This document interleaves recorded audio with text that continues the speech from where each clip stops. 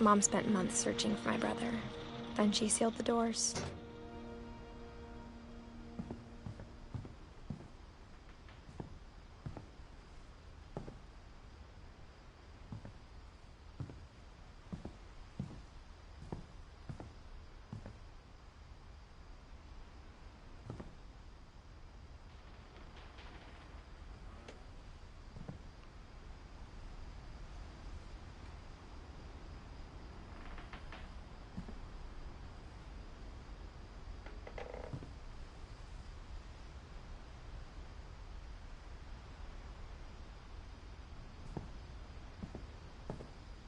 Whatever Milton had found in the house, Mom didn't want it getting out.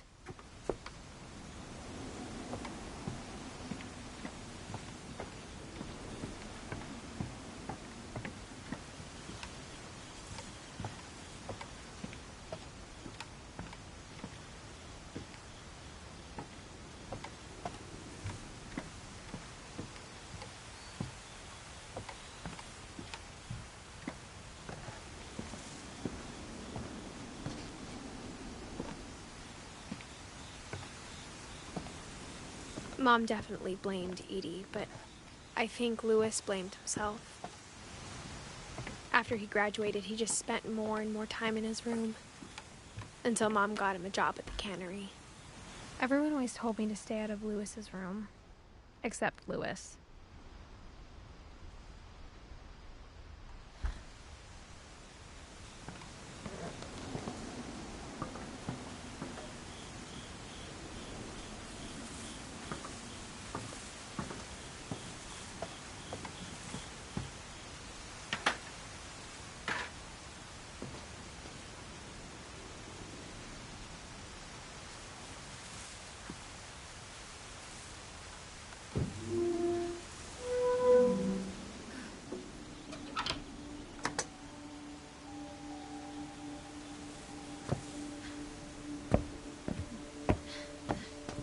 Louis's room smelled very, very familiar. That part of him lived on.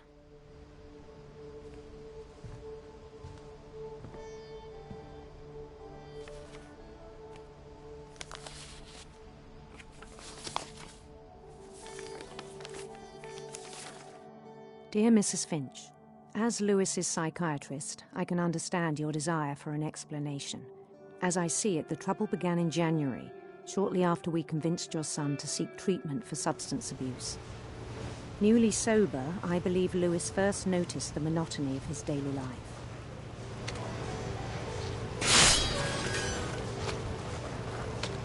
He kept working at the cannery, but he withdrew part of himself. In our sessions, I saw the same behavior. His mind began to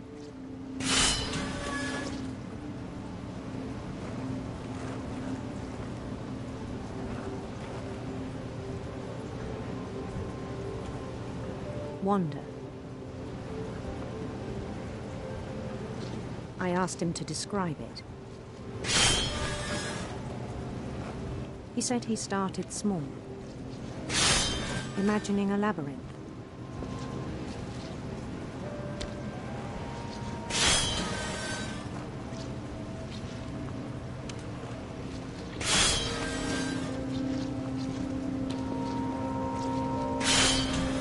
He'd feel his way about.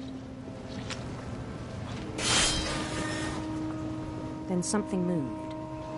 Bats. And toads.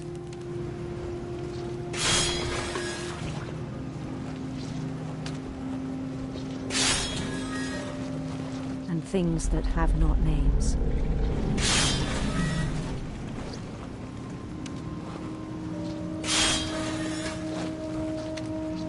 He knew it was all in his head.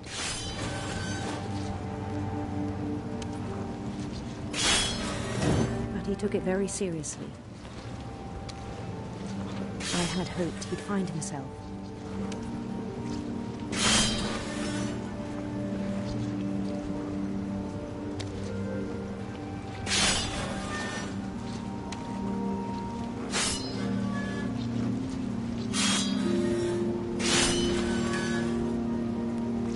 But he found something more.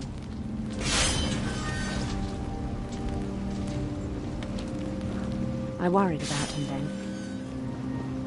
Daydreaming at the cannery. I spoke with his boss.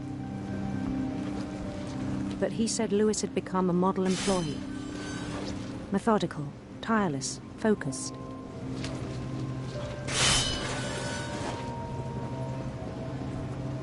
Like a whole new Lewis. So I let him go on.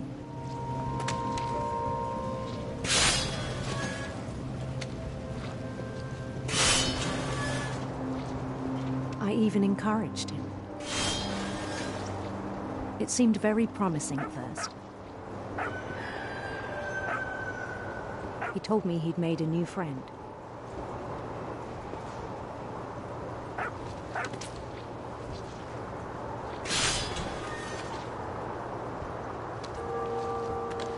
On the edge of a city he named Lewis Topia. He built the city up slowly, brick by brick.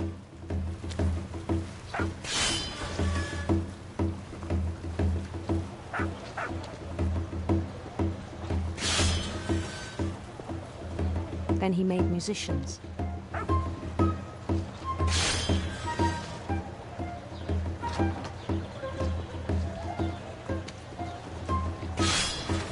And songs for them to play. He talked about starting a band. And he was always humming something. Every day his imagination grew stronger.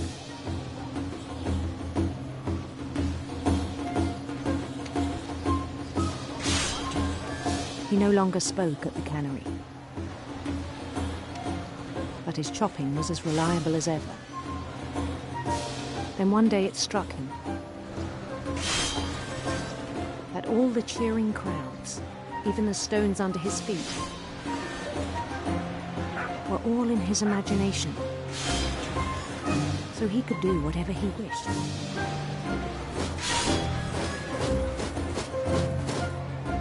He held an election for mayor, and he won.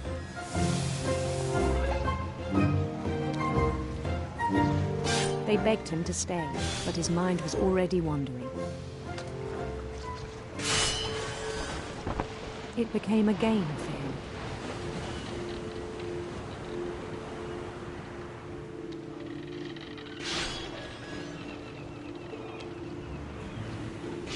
He'd conquer a city, then immediately push on. New Louisville.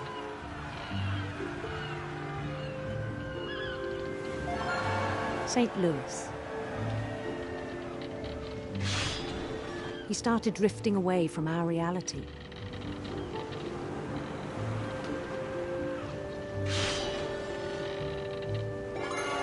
Minneapolis. Until one day he forgot to go home from the cannery. Even as his mother pleaded with him, part of Lewis kept sailing on.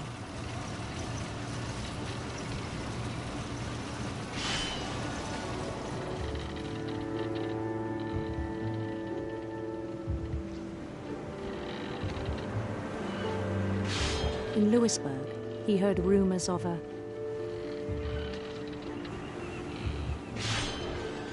handsome queen.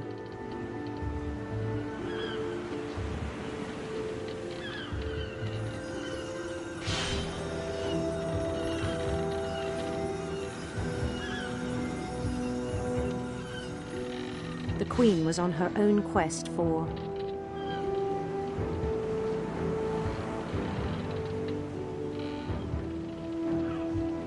radiant rainbows.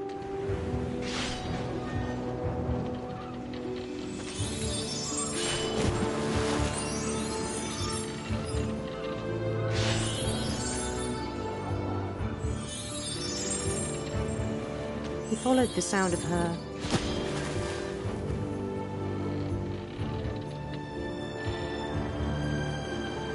silver harp.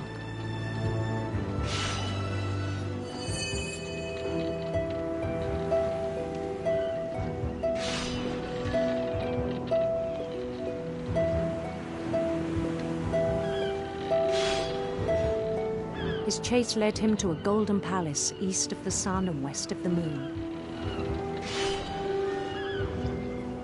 Even then, his logic remained sound.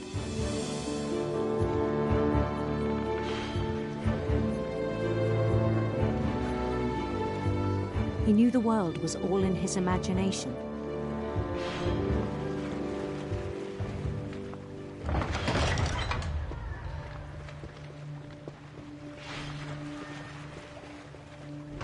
But he was so proud of having created it.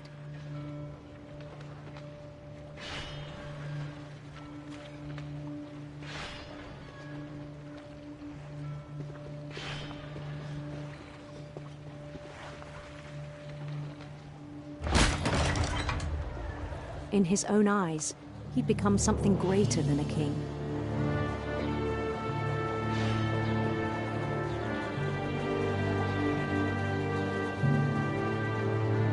For someone who'd never known success in the real world, I think it was overwhelming.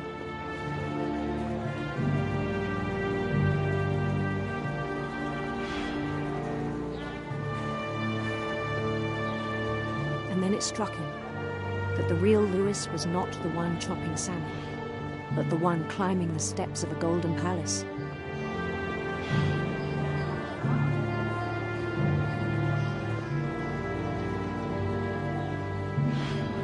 My imagination is as real as my body, he told me.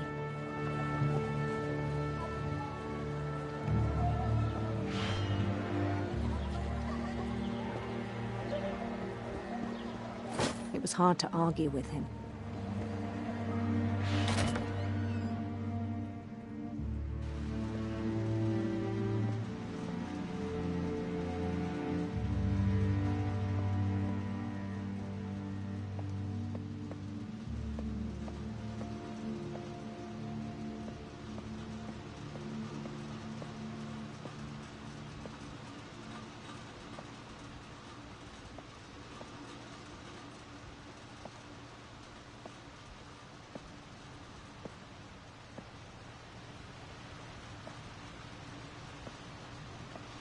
Began to forget the world we know.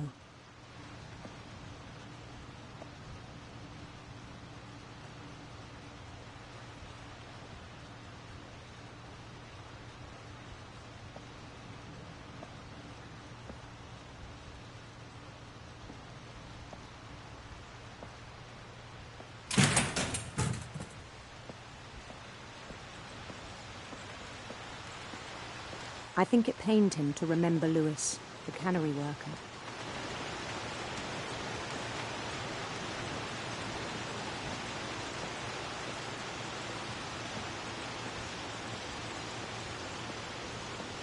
He began to despise the man with a royal contempt.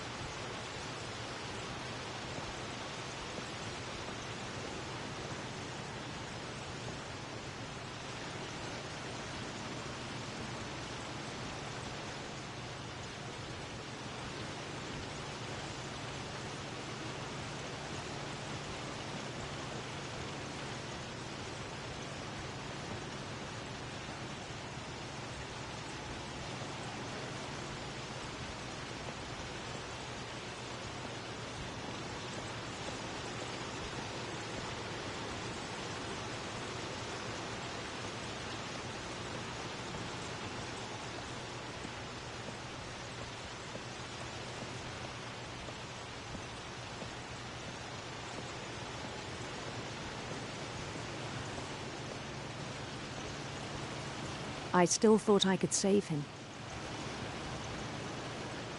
Even after he said he was being crowned king over all the lands of wonder.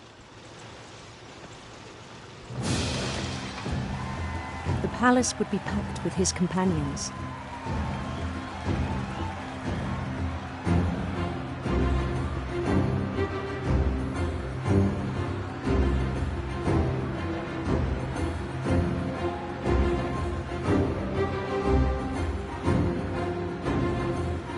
Including the wise Calico who insisted on advising him.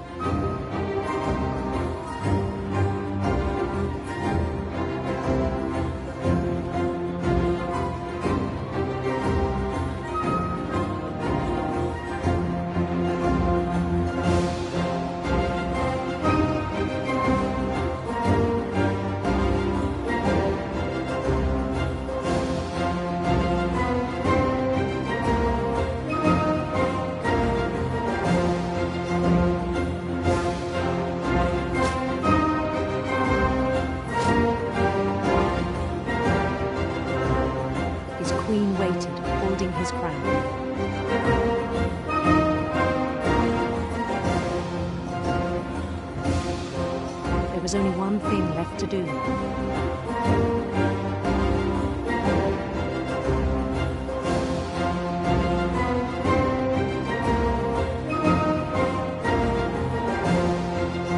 Bend down his head.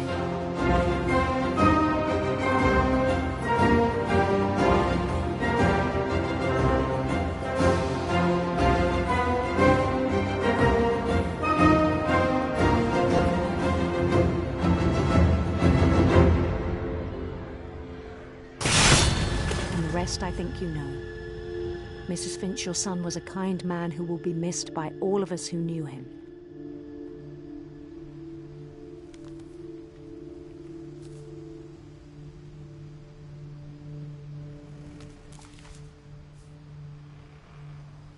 My brother was really cool. I wish you could have met him.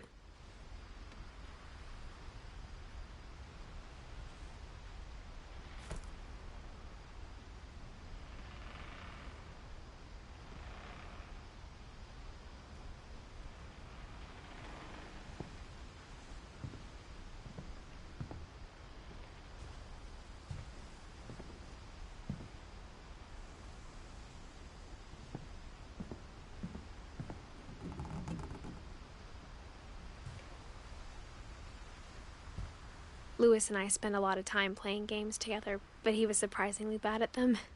He died a lot.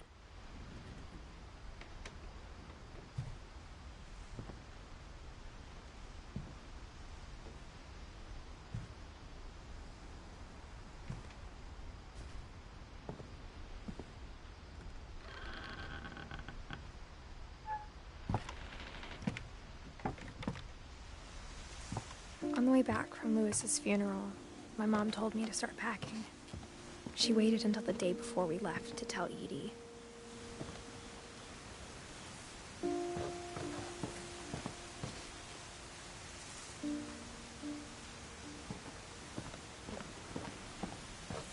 I'm not sure if she wanted to make it easier or harder.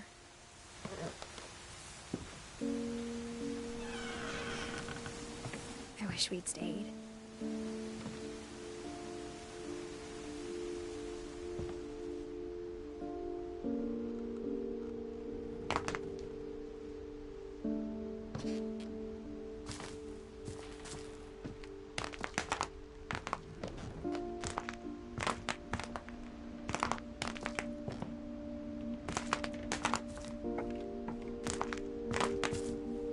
But I understand why we left.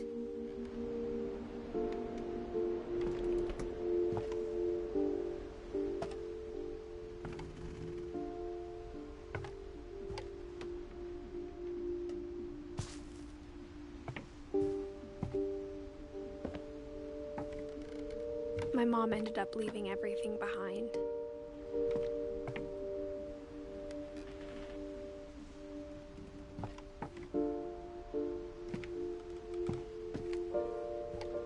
What happened that night had been coming for a long time.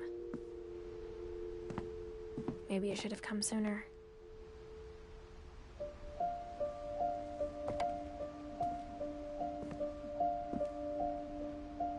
But it had to end one way or another. All that's left now is to tell you about that last night.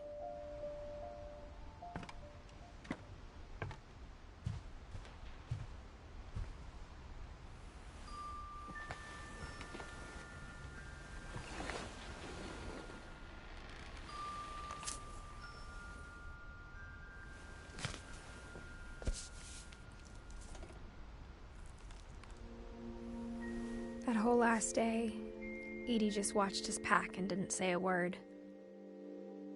Until supper, when she raised her glass and said, "To our final night together, and all our final nights apart."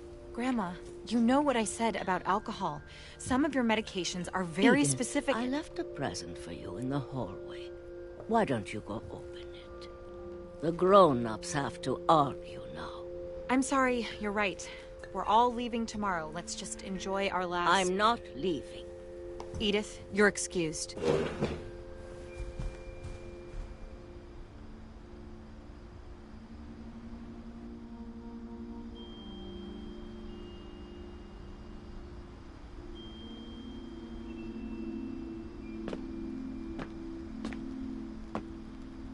The power had been shut off that morning, but Edie always had plenty of candles.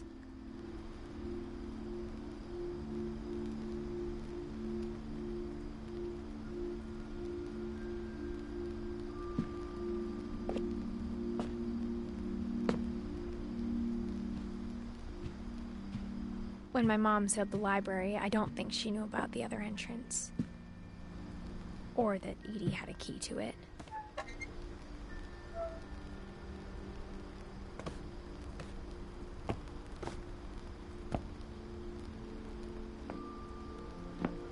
That thing you're afraid of isn't going to end when you leave the house.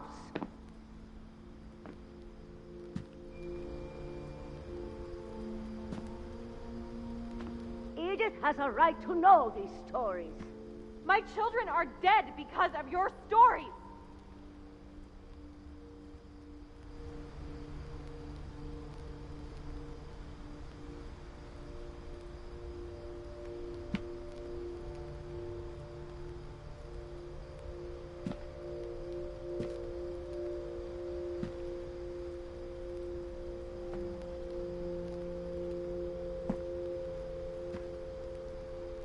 I think it's best if Edith and I leave tonight.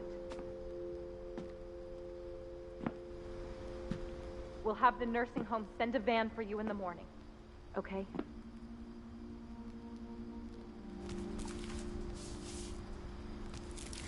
Dear Edith, there's so many stories I wish I could tell you, but there's only time for one. This is about what happened on the night you were born. That night, the tide went way, way out.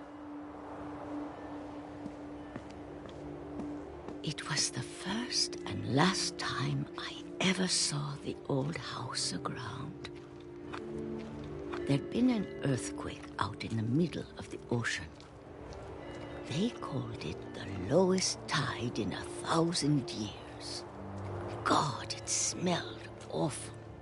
You know, I've seen that house every day of my life.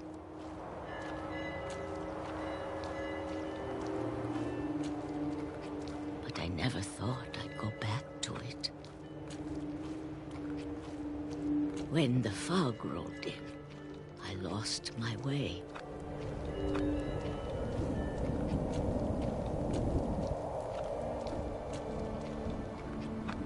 I got turned around.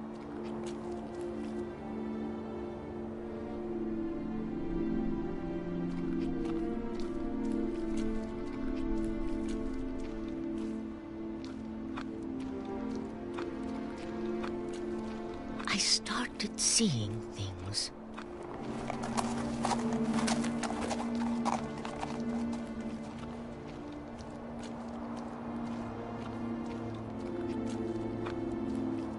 Things I'd forgotten had ever existed.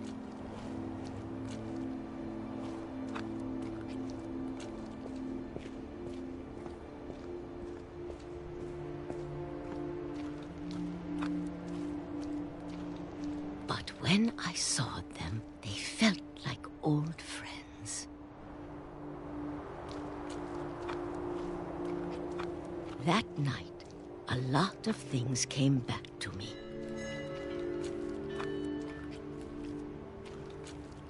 Or maybe I came back to them.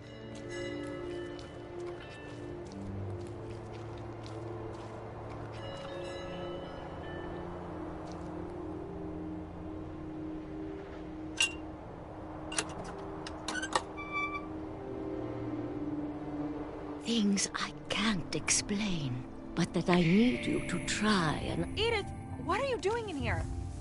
It's mine. Edith! Mom, you're gonna rip it! Let go! I kicked and screamed, but Mom dragged me to the car.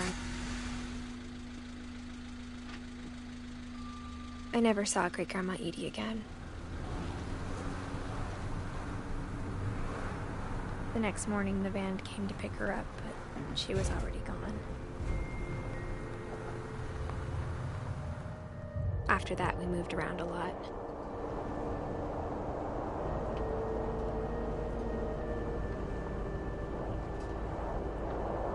We both tried to make the best of it.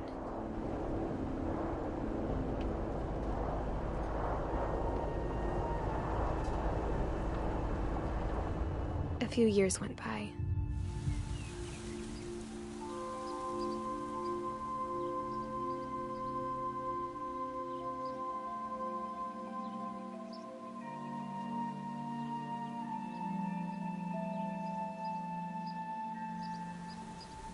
My mom didn't like to talk about it, but she started getting sick a lot. The rest happened pretty quickly.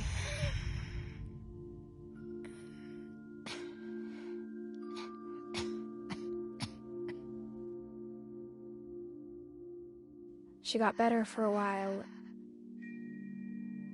and then she didn't.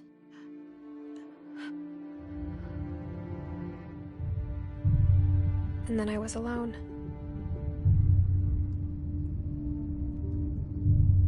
The last Finch left alive.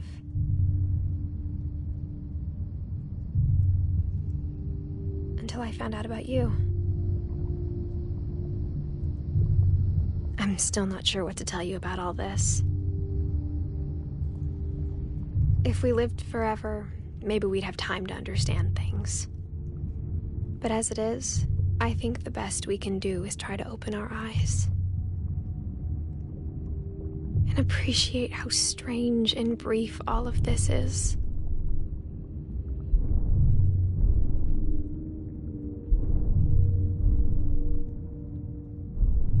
This journal was supposed to be for you.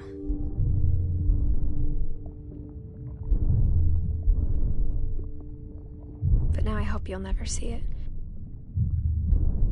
I just want to meet you and tell you all these stories myself.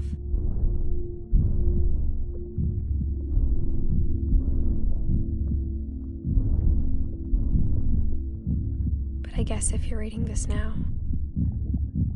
things didn't work out that way.